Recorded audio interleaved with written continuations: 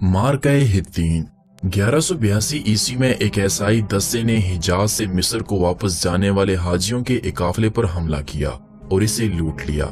एक मिस्री वाक़ई निगार मोहम्मद फरीद लिखते हैं कि सुल्तान सलाहुद्दीन अय्यूबी की बेटी भी इस काफिले में थी, लेकिन किसी और मौरख या उस वक्त के वाक़ई निगार ने ऐसा कोई वाक़या नहीं लिखा।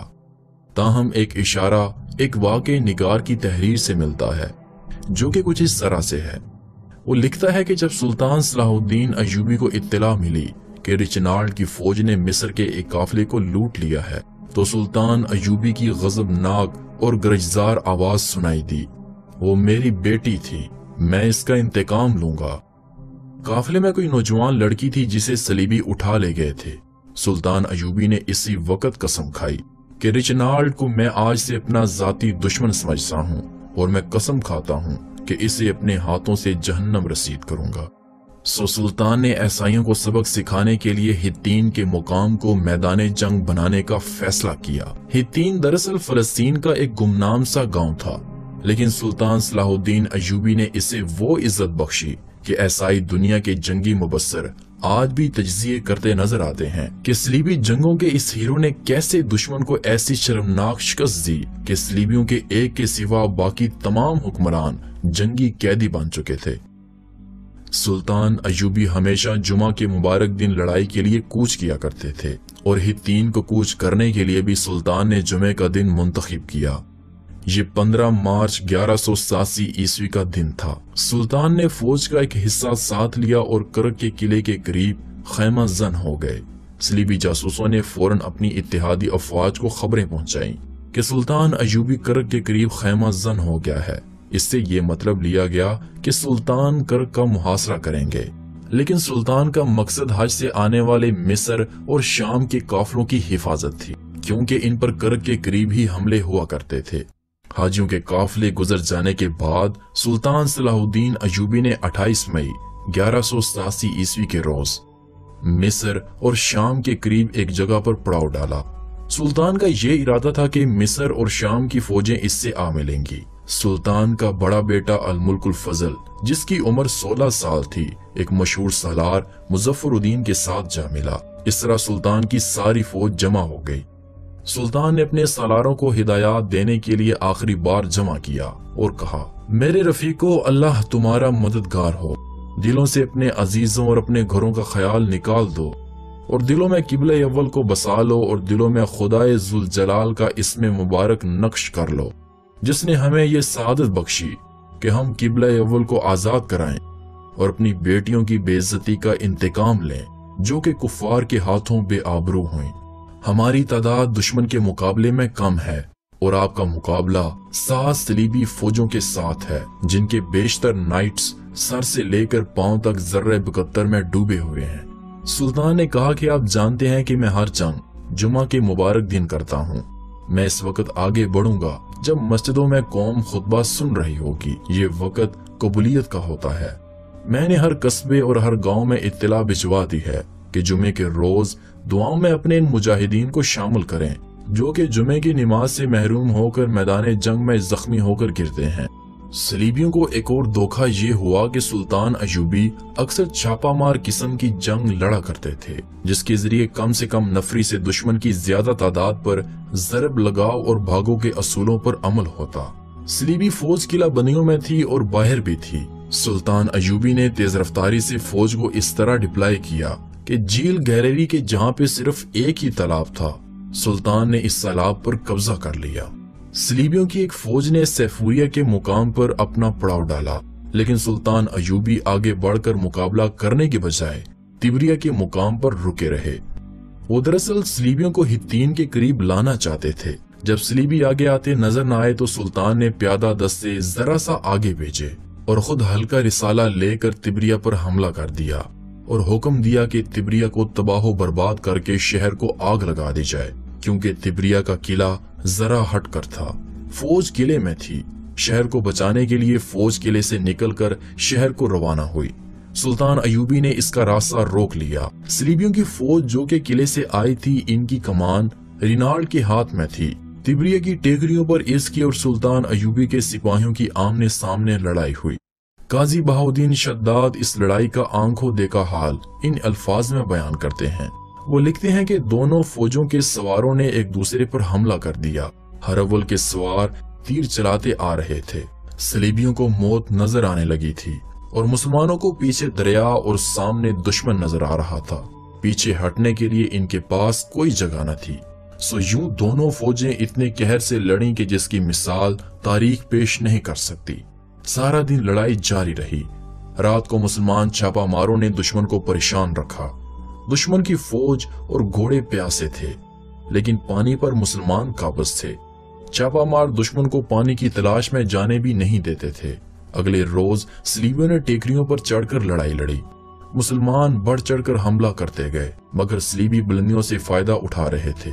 مسلمانوں کا رسالہ چونکہ ہلکا تھا، اس لیے انہوں نے ٹیکریوں کا گھیراؤ کر کے اوپر چڑھنا شروع کر دیا۔ پیادہ تیر اندازوں نے ان کے سروں کے اوپر سے تیر برسائے۔ اتنے میں صلیبیوں نے دیکھا کہ ان کے کمانڈر کا جھنڈا نظر نہیں آ رہا۔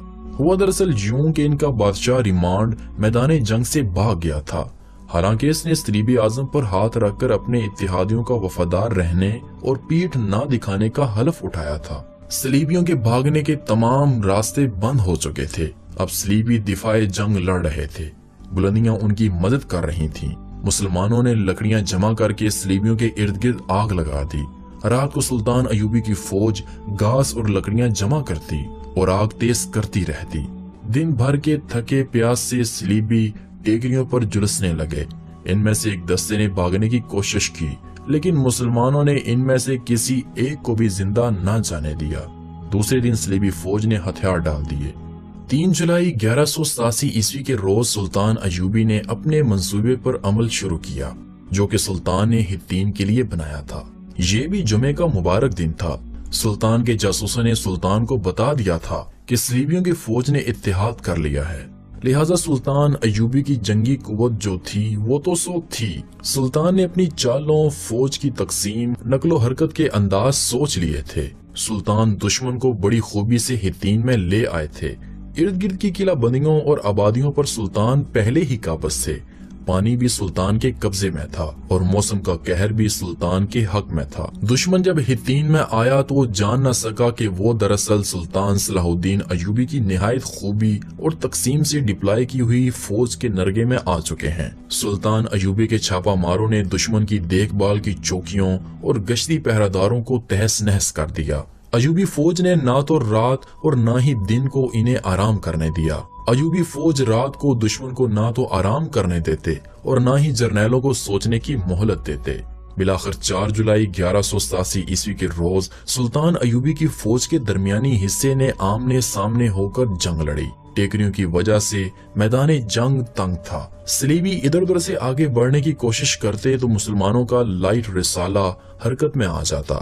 تیر انداز بلندیوں پر تھے جہاں سے وہ صلیبیوں پر تیروں کا می برسا رہے تھے۔ سلطان ایوبی کی کیفیت یہ تھی کہ سلطان کبھی نیچے اور کبھی اوپر چڑھتے جاتے اور ان کے برق رفتار قاصد سلطان کے پاس پیغامات لائے جا رہے تھے۔ صلیبی نائٹس کی ذرہ بکتر انہیں جلا رہی تھی۔ ان کے گھوڑے پیاسے تھے اور پانی سامنے ہونے کی وجہ سے ان کی پیاس میں مزید اضافہ ہوتا گیا۔ صلیبیوں نے کمک منگوا کر ایک جوابی حملہ کیا، جو کہ ان کی آخری امید تھی۔ جہاں انہوں نے حملہ کیا وہاں کی کمان سلطان صلاح الدین ایوبی کے ایک سالار تقی الدین کے ہاتھ میں تھی۔ تقی الدین نے حملہ روکنے کے لیے اپنے دستوں کو نیم دائرے کی شکل میں کر دیا۔ دشمن سیدھا اور سر پٹایا۔ تقی الدین نے نیم دائرے کے سرے بند کر دیے اور صلیبی گھیرے میں آ گئے۔ مسلمان سواروں نے انہیں کاٹ اور کچل ڈالا۔ اب جنگ کی صورتحال یہ تھی کہ صلیبی ہتین کے میدان میں دفاعی جنگ لڑ رہے تھے۔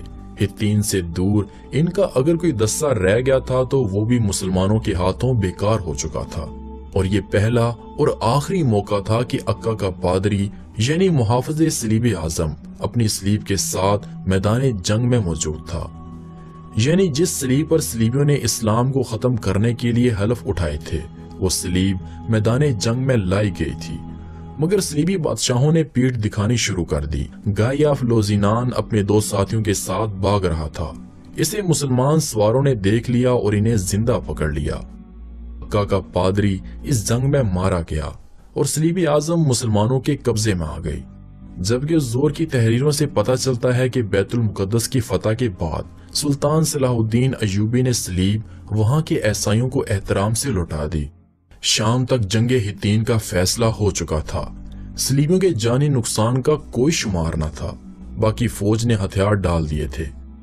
سلطان ایوبی کے سامنے جو قیدی لائے گئے تھے، اس میں ریمانڈ کے سوا باقی 6 اتحادی بھی تھے، جس میں کرک کا گورنر رچنالڈ بھی تھا، جسے سلطان نے اپنے ہاتھوں قتل کرنے کی قسم کھائی تھی۔